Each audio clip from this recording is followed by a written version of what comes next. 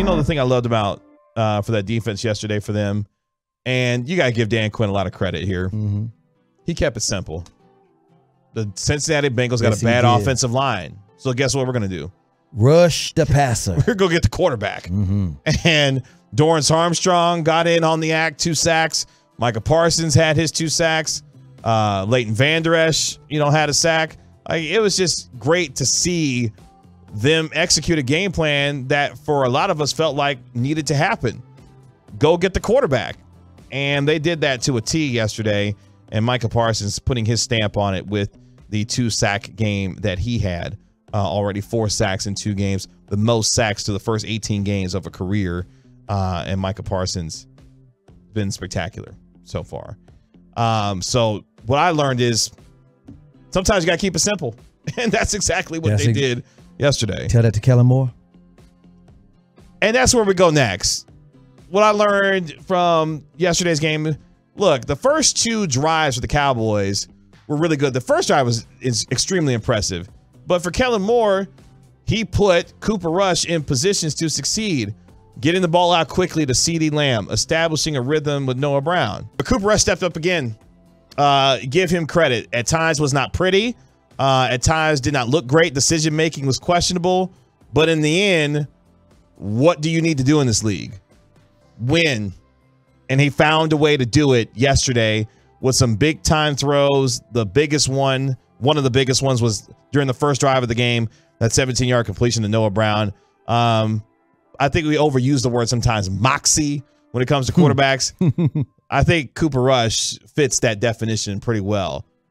Gutsy performance by him. Yeah. And calmed everything down for him and his team as they try to weather the storm without their franchise quarterback for the moment. He's actually built for the moment because literally he seems cool, like it. He's cool, calm, and collected. It's not like he lifts everybody. He's not some, guy that's loud and he's this boisterous leader.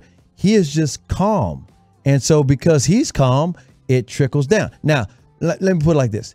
If they lose a few games, everybody going to start dogging him out. It's like Andy Dalton. He rallies the troops like Andy Dalton. You've heard Andy Dalton's speeches. Come on, guys, let's go. I love Andy Dalton. Andy Dalton, TCU, come on now. But if you don't win, they're going to say, well, that guy's going.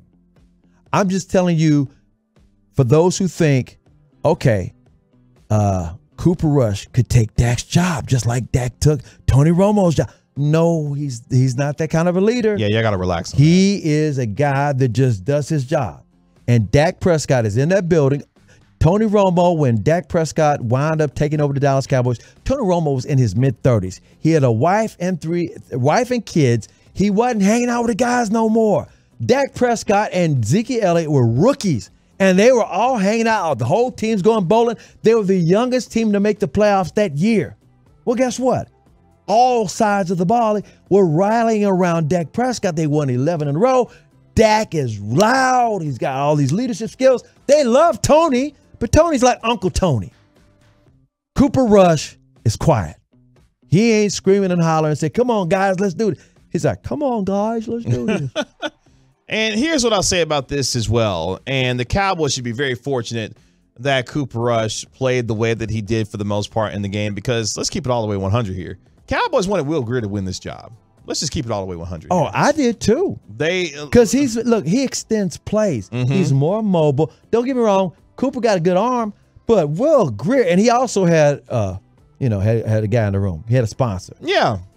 And give Cooper Rush, despite the up and down preseason that he had, because at times he was not very good in the preseason, he's a gamer, and he found a way. He shrugged his shoulders and I'm still here. And yeah, and he's still here. And Noah Brown, I'm really happy for him because he has found a way to stick around on this team, and he had his moment in the sun yesterday, literally, because there's no curtains at AT&T Stadium, and was able to handle his business. So I thought for them, they had a measure of resolve, and they've talked about this all season, or they've talked about this so far this season, the resolve that they want to show on this football team, and they did it for 1 week. And you could stand up and be proud to be a Cowboys fan for the way that they pulled themselves together, because this thing could have got ugly if they had lost yesterday. Easily. And it almost did, because when you watch Joe Burrow and the Cincinnati Bengals marched down on a near 20-play drive and, got this defense gassed, And then for Cooper Rush and this offense to eventually get themselves in position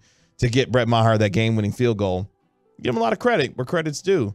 Now, can they take it with them to New York on Monday Night Football? I just love the fact that we can enjoy this week and say, well, the Cowboys did great. We take this.